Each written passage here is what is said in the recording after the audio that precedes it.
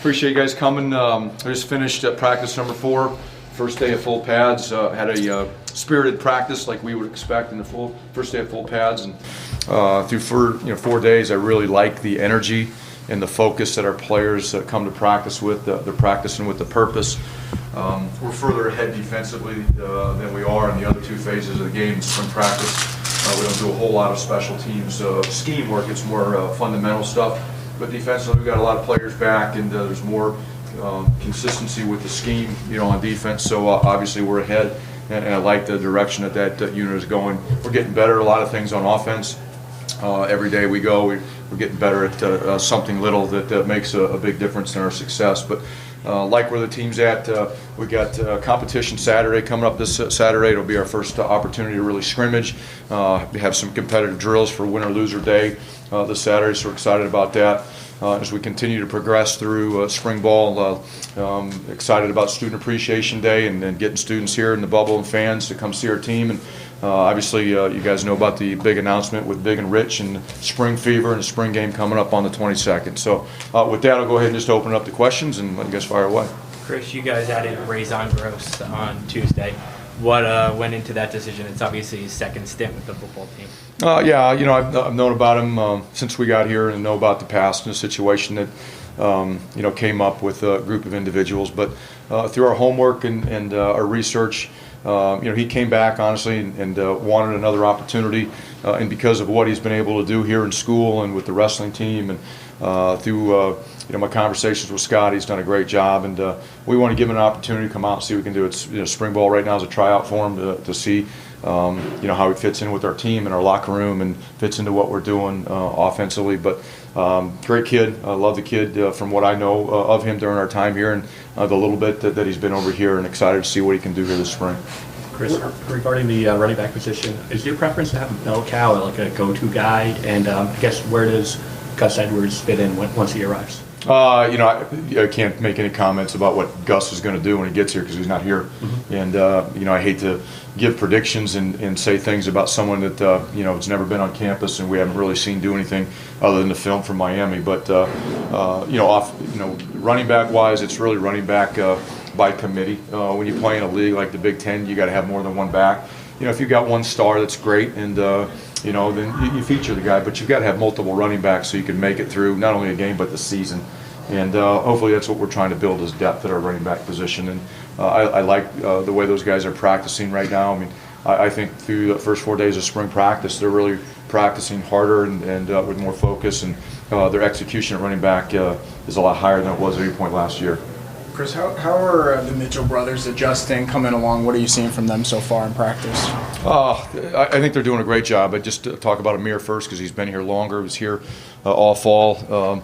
It was a tough fall for Amir because he was sitting out, couldn't practice. He was on a scout team. Just true freshman stuff that you'd go through with him at practice. But he's really matured. He's really bought in. The thing I love about Amir right now is his competitive spirit.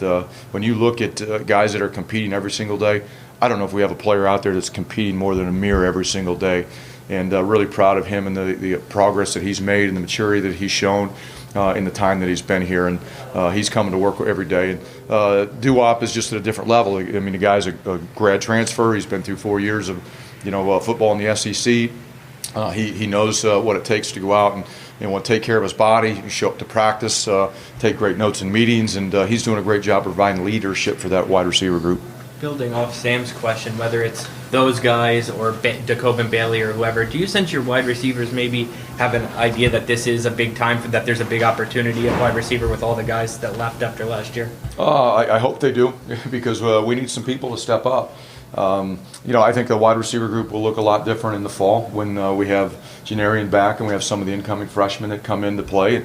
There'll be more guys out there that will, again, provide competition in that unit. But this spring is critical for the wide receiver group because we do have to have some guys step up.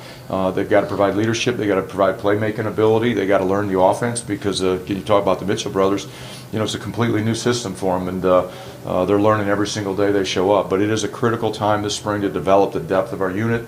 But I am excited about what it'll look like in the fall when we get all the pieces there. Chris, just to follow up what you said about Saturday, how critical, along with the spring game, how critical a day will Saturday be when you step back and evaluate spring when it's over? Anytime we show up to practice, it's important. But when we show up to scrimmage, like we will on Saturday, that's even that much more important. Today was really our first time we worked first down, second down, and third down, and we did a little move the ball at the end where we were going through substitution changes and needing to know and have awareness of the third down situation. We had some issues with that, but Saturday it's got to get cleaner, and that's a big part about Saturday.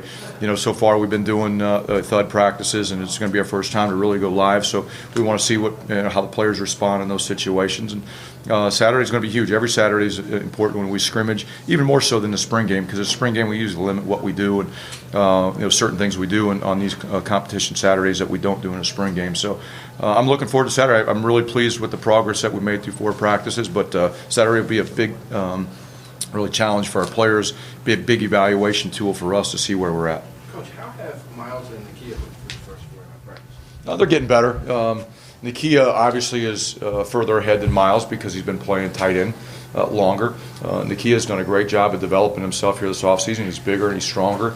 He's practicing at a high level. He's demonstrating really good hands in the throw game. He's made some tremendous catches out there.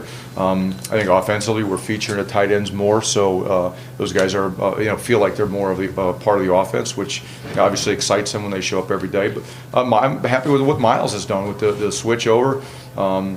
He was selfless when he made that switch to help the football team, and it's really helping him because it gives him an opportunity to get a lot of reps, show what he can do, and help the football team in a different role.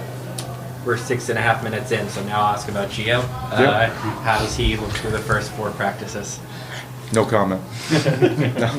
Gio's progressing.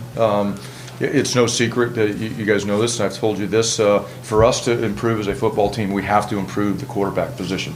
It has to improve in all areas. It has to improve from leadership, it has to improve from decision-making, ball security, and just flat-out production. I think Gio has really connected with Coach Kill, and I think they've got a great relationship. I think he's obviously ahead of the curve a little bit because he got a lot of playing time at the end of the last season. I think what Gio is demonstrating right now through 4 practices is the decision-making has improved. He's not putting the ball in harm's way. He knows when to pull it down. He's got 2 hands on the ball. Good ball security, where he wouldn't necessarily have had that because last year he was kind of a wild horse out there just running around trying to make plays, which he's still trying to do, but he's trying to do it a more intelligent and safer way. Take 2 more questions. Coach, what can you say about those guys right now filling in the strong side linebacker spot with Tyreek out? Brandon Russell's at Sam, and we're playing quite a bit of nickel right now with Ross Douglas. But they're competing. They're working hard to get better. They know what they're doing. They're making plays out there, and it's like anything else when you get to the season. We'll find out who will be our starting Sam linebacker, but if someone gets hurt, someone's got to step in and play, and these guys are showing that they're trying to be the next man in. Do you encourage your recruits, the guys who have signed it, to take in spring practice? And I guess, since everyone wants to talk about quarterback, Jonathan Lewis, how much does he show up?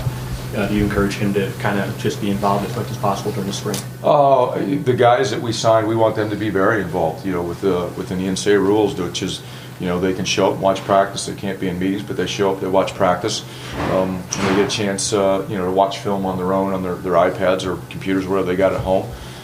So we want them to be very involved, especially the ones that want an opportunity to play early. They better be learning now. And I think we signed a very mature group of individuals that I think are going to add competition and depth to the football team, and they all want an opportunity to play early. They know that they need to be around to learn.